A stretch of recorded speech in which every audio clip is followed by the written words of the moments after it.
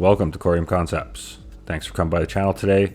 Just going to do a real quick update. I'm going to do a live stream later tonight, and there's some Twitter Spaces to check out here. So just a real quick update just to catch up here. Price of Coreum's been under some pressure of late, still sitting just around that 12-cent mark at 12. Sologenic coming in just over 10 cents, holding that pretty much sideways here lately. XRP fell below that 50-cent mark, still sitting at 47.958. And Bitcoin's had some upwards pressure and sitting at 26,435. Total crypto market cap's back over that 1 trillion mark at 1.034 trillion. Gold sideways at 1957. Silver at 2418. And the DXY both sideways at 102,229. Checking it out at Mint-Can, like I said, Coreum sitting at that 12 cents, down 4% on the 24-hour, $148,930 volume. Just sitting at around 149,000 transactions. 182.19 million tokens are bonded, 693,000 tokens in the community pool. Current inflation 11.88%, staking APY 31.82. Checking in with Smart Stake Analytics. Cosmos Station's top validator as far as voting power at 18.9. Bitrue second at 18. Zen Lounge close behind a third, 17.9. And 007 Coreum fell away from that 10 million mark at 9.6. And Informal Systems still at fifth place at 8.5 million. So ranked as far as the highest net APR, you got Smart Stake Analytics at first, a 0% commission. Second place, 007 Coreum with 0.5% commission. Third, Macy and Foster at 0.25% commission. And Bitrue at 1, like Solidation and ByteStake. A partner of our channel here, Zeev, they're having what I think is going to be a great webinar here on tokenization of real world assets. It's June 20th, 6 p.m. and you definitely want to check that out. So you got to sign up here for it, to register for it. It's free, but I think you'd be very well informed if you were to attend that, and by doing so also support one of our channel sponsors. Core Council, time to build is in bear market. Let's talk about best practices to build NFT projects and lively Discord communities in the XRPL and crypto at large. And so they're having a Twitter space today, 7 p.m. Saturday, June 17th.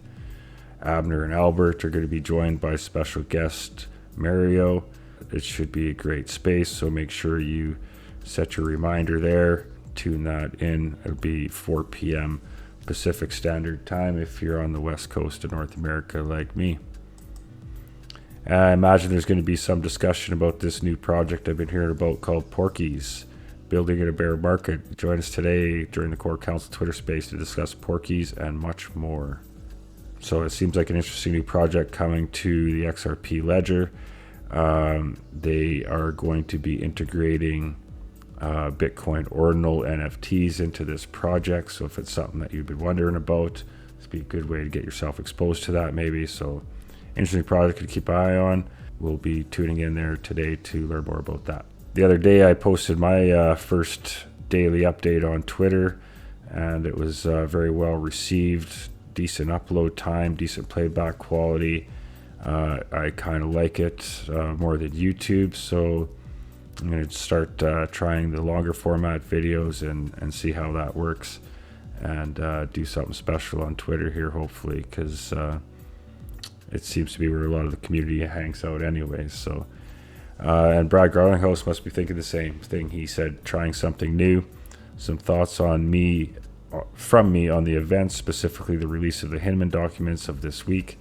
For me, that being Brad Garlinghouse, this is all had a personal bent to it and felt like it warranted some personal comments. So we'll check that out real quick here. Hi, I'm Brad Garlinghouse. As many of you know, I don't often make videos like this, but then again, not every week has been like this one. A few days ago, after 2 years, 7 court orders, and over $100 million in legal bills, the Hinman speech documents, including internal SEC emails, and comments leading up to this now infamous 2018 speech, they've finally been unsealed. Hinman's speech created new factors to determine if a token becomes sufficiently decentralized to no longer be considered a security. At best, these documents show that senior officials at the SEC couldn't agree on the law and told Bill Hinman directly he would confuse the public even more about the rules for crypto. At worst, they show that Hinman deliberately ignored the law, and he tried to create new laws, something only Congress can do. And while he was a public servant, Hinman received millions of dollars of payments from his law firm, which was part of an alliance with others that had a vested interest in this speech. This speech isn't about any one token or any one blockchain. This is about showing the extent to which the SEC has relentlessly pursued enforcement actions against crypto players while professing fake open arms and calls to come in and register, all the while lying about their so-called guidance. As some of you may know, Ripple spent years proactively engaging with the SEC. I personally met with Jay Clayton and Bill Hinman, with no lawyer present. Why would I need a lawyer if we were all coming together in good faith? We answered every question they had, and not once did they suggest to me that XRP was a security. We were fully transparent, not knowing they would then use this information against us.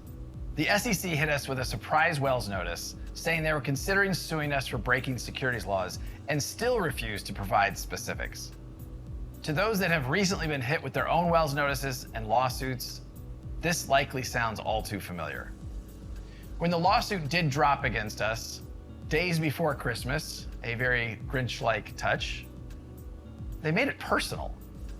They sued Chris Larson and they sued myself, alleging we should have known all along that XRP was a security. You can now see plain as day, they couldn't even agree amongst themselves. And to me, it still seems like they can't. What we saw play out in our case is exactly what's still happening.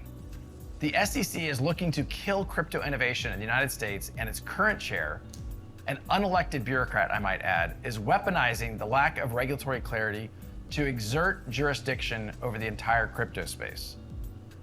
This is the definition of putting politics over people.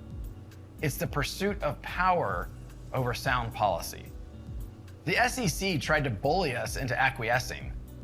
Thankfully, we have had the resources to fight back. And now we can all see what they've fought so hard to hide. They knowingly created confusion about the rules, and they used that confusion to regulate through enforcement. That's bad faith, plain and simple.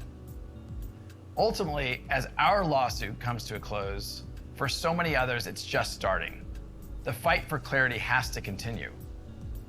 I just want to conclude by saying to my colleagues here at Ripple, to my family, my friends, everyone who has supported us over the past 2.5 years, and certainly to the whole of the XRP Army, a very heartfelt and a very genuine thank you for that support. So that was a nice shout out. A few interesting things out of there. The biggest one, of course, is as our lawsuit comes to a close, he states, and hopefully that's true. And hopefully when this particular portion of the case does end, that is actually the end of it, and no appeals and further litigation moving forward with that. Power over policy, and the big thing, trying to kill crypto in the U.S. It's a shocking statement that's being attached to the U.S. government, Securities and Exchange Commission, like to kill in any industry and its investors is just bizarre and arguably criminal here, I think, is why they're calling for an investigation. So checking in with NFT Marketplace, it's continuing to grow here. They got another collection. These NFTs were purchased from the fees of Riser and Wise Validator and earned escrow fees. We'll give away 2 and sell 2 at a later date. The funds made from the sale will be sent back to escrow and staked. We will repeat the process and further support new projects and rise together. So yeah, this Strangeling.nft project launched yesterday. It's got some very interesting art.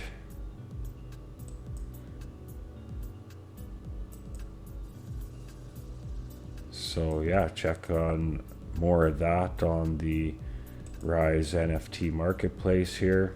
It's building a multi-chain marketplace. There's a lot more to come, a lot of exciting things down the road. You can book a call with him anytime. He'll tell you all about it. Yeah, so be sure to check out Rise today and the latest collections dropping on there. There's been a few lately, so definitely check it out. You can set up your own profile, like I have, and yeah, it's a nice setup.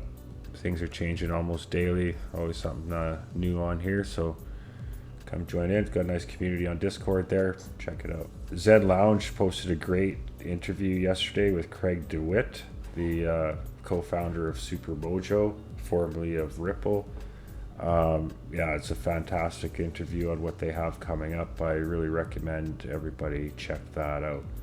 I'll put a link to that in the description of the video, because yeah, a lot of good information. And last but not least for today, Kyle B posted here, thanks to Solo Decks for this badass Coreum board, and I couldn't agree more. That is a pretty sweet board, so shout out to Solo Decks. That's a beauty. That's all I got for you guys today. I appreciate everybody supporting the channel. Please hit that subscribe button as we try and get to 1,000. We've got that awesome prize package of NFTs that's growing. I look forward to giving that out when we hit that 1,000 subscriber mark. So if you already subscribed, please do your part. Just please comment, like, share the video and the channel, and we're all going to win together. Peace and prosperity to all.